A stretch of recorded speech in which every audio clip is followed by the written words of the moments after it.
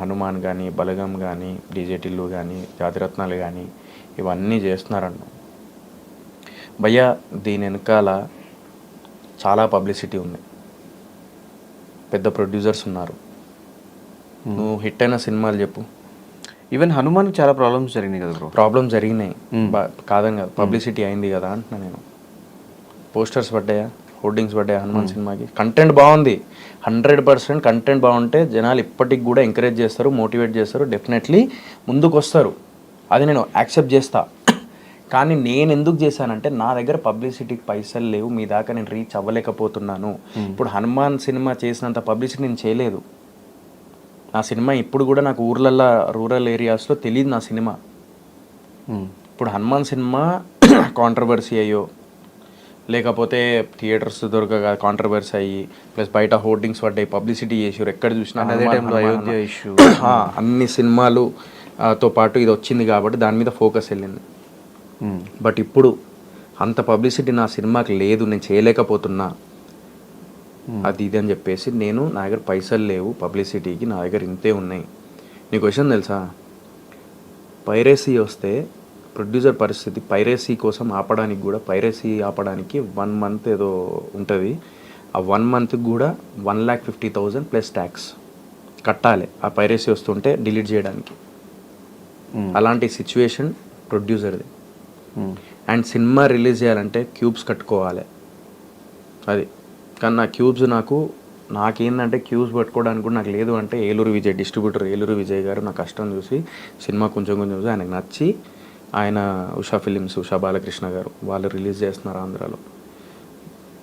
దిల్ రాజు గారు నైజాంలో వెళ్ళి సిరీస్ గారితో, దిల్ రాజు గారితో వెళ్ళి అడిగా, సార్ నాకు థియేటర్స్ కావాలి సార్, నా దగ్గర డబ్బులు లేవు, ఇది పరిస్థితి నాది అని అంటే, వాళ్ళు పాపం నాకు షేరింగ్లో నాకు థియేటర్స్ మాట్లాడారు.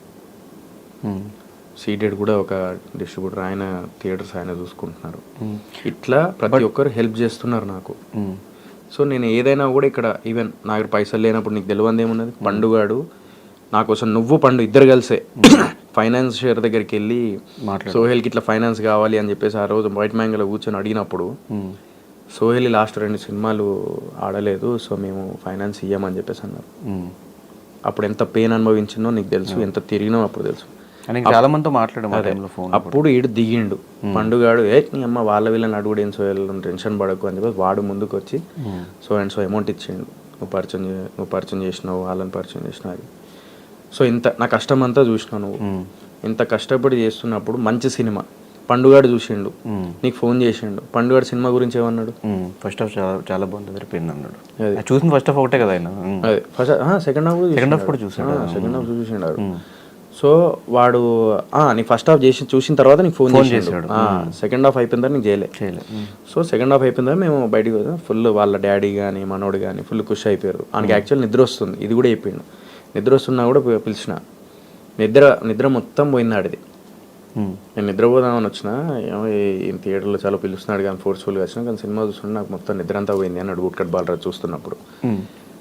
సో అలాంటి సినిమా ఇప్పుడు జనాల వరకు తీసుకెళ్ళాలంటే ఏం చేయాలి, నాకేం అర్థమవుతలేదు. ఇప్పుడు మనిషి ప్రాబ్లంలో ఉన్నప్పుడు గోకి గీకి అన్నీ తీసి పెట్టేసి, నేను కానీ పాషాబాయ్ మెయిన్ ప్రొడ్యూసర్, నీకు తెలుసు ఎంత మంచోడు ఆయన, నీకు తెలియదు ఏమున్నది.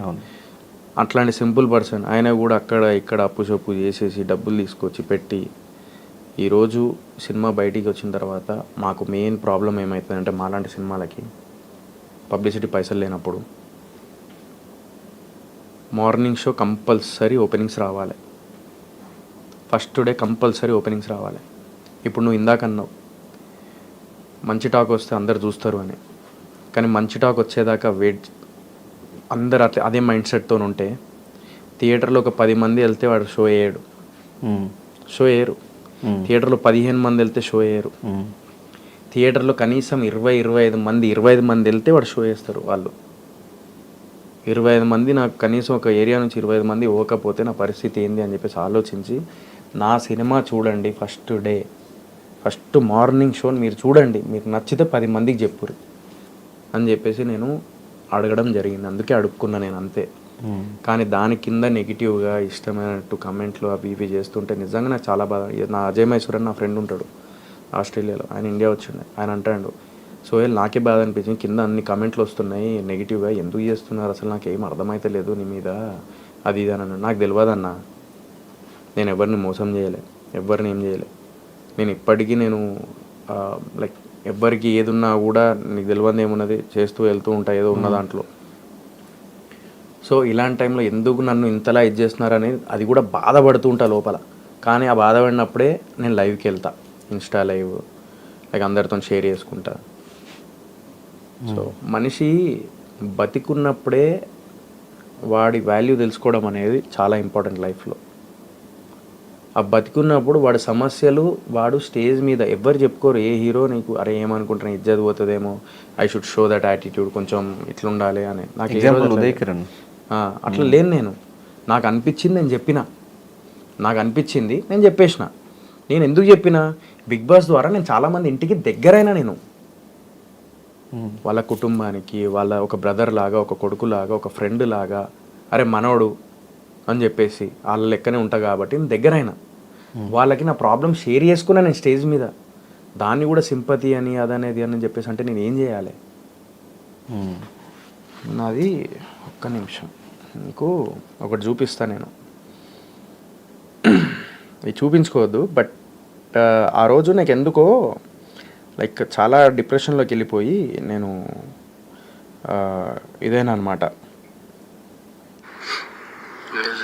ఇది ఎప్పటిది, ఇది వీడియో ఎప్పటిదో. ఇది handle this kind of situation actually it's not an easy thing to అంటే మన లైఫ్లో. సో ఇది ఇది ఏంటంటే బేసికల్లీ ఇవన్నీ నేను ఏదో సింపతి కోసం అదంతా కాదు. డెఫినెట్లీ ప్రతి ఒక్కరు డిప్రెషన్లోకి వెళ్తారు, ఈ ఫీల్డ్లో ప్రతి ఒక్కరు వెళ్తారు. బట్ కెమెరా ముందుకు వచ్చేసరికి ఏం లేదురా మా లైఫ్ కలర్ఫుల్గా ఉంది అని చెప్పేసి చెప్పుకుంటారు. బట్ నేనేందంటే ఇంకా చేదాటిపోయింది నాకు, ఫ్రాంక్లీ స్పీకింగ్. నాకు ఎందుకంటే ఈ సినిమా నాకు మార్నింగ్ షో ఫస్ట్ డే కొంచెం కలెక్షన్ వస్తేనే నా సినిమా నిలబడుతుంది. ఫస్ట్ డే నా సినిమా నడుస్తేనే నా సినిమా నిలబడుతుంది. సెకండ్ డే కొంచెం థియేటర్స్ పెరుగుతాయి. ఇప్పుడు నాకు లిమిటెడ్ థియేటర్స్ దొరుకుతాయి, కొత్తోడిని, పబ్లిసిటీ ఎక్కువ లేదు. కానీ మిస్టర్ ప్రెగ్నెంట్కి బిఫోర్ ఆర్గానిక్ మామ హైబ్రిడ్ అల్లుడికి ఓపెనింగ్స్ బాగానే వచ్చినాయి కదా బ్రో, అంటే థియేటర్స్ వైజ్ కానీ అదంతా పబ్లిసిటీ లేదు. అది కూడా మేము ప్రీ రిలీజ్ ఈవెంట్ చేయలేదు బ్రో. మేము ఆర్గానిక్ మామ హైబ్రిడ్ అల్లుడికి there was no pre release event. Pre release event జరగలేము. నాకు వెళ్ళిన తర్వాత లైక్ అట్లాస్ట్ రిజల్ట్ అనేది కంపల్సరీ ఓకే, కానీ పబ్లిసిటీ కూడా జరగలేదు. But we have to accept that okay result like అంతగా అందలేదు అండ్ మనం అనుకున్నంత ఇదిగా రాలేదు.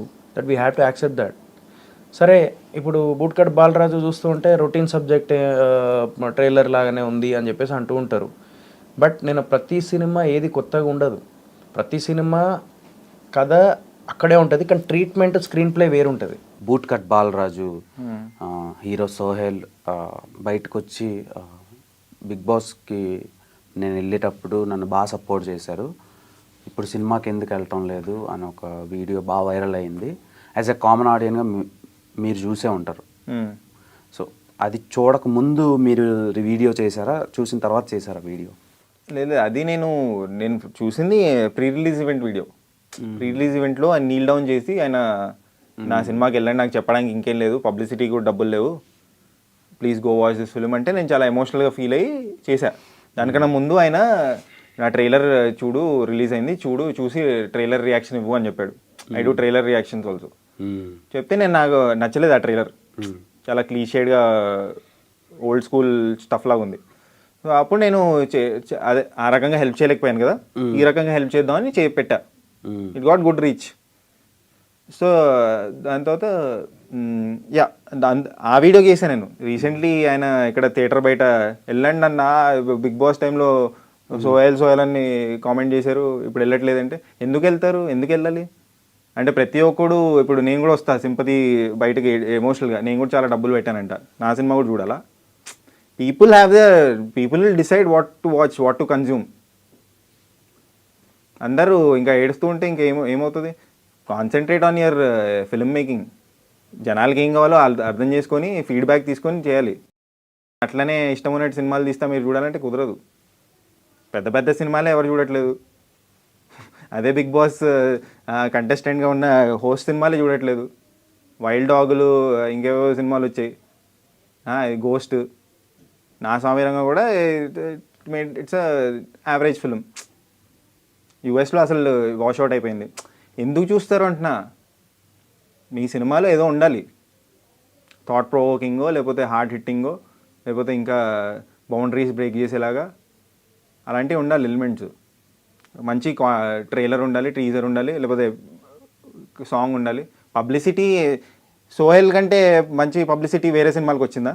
రాలేదు వీక్ రీసెంట్ టైమ్స్లో. అనే కాదు, ఈ కొన్ని సినిమాలు రిలీజ్ అయ్యాయి కదా అదే రోజు. అవును. వాళ్ళు ఏమైనా ఏడుస్తున్నారా? కాదు నేను అంటుంది, ఈయనకి వచ్చింది కదా మంచి నువ్వు మంచి ప్రోడక్ట్ ఇస్తే చూస్తారు, చాలా జెన్యూన్ ఆడియన్స్ ఉంటారు, వాళ్ళే భుజం మీద వేసుకొని అరే మస్తు సినిమా తీశారని చెప్పి వాళ్ళే అంటారు. బ్యాడ్ అయిపోతుంది అంతా, ఫోకస్ వేరే దాని మీద ఉంది, ప్రాబ్లం అది.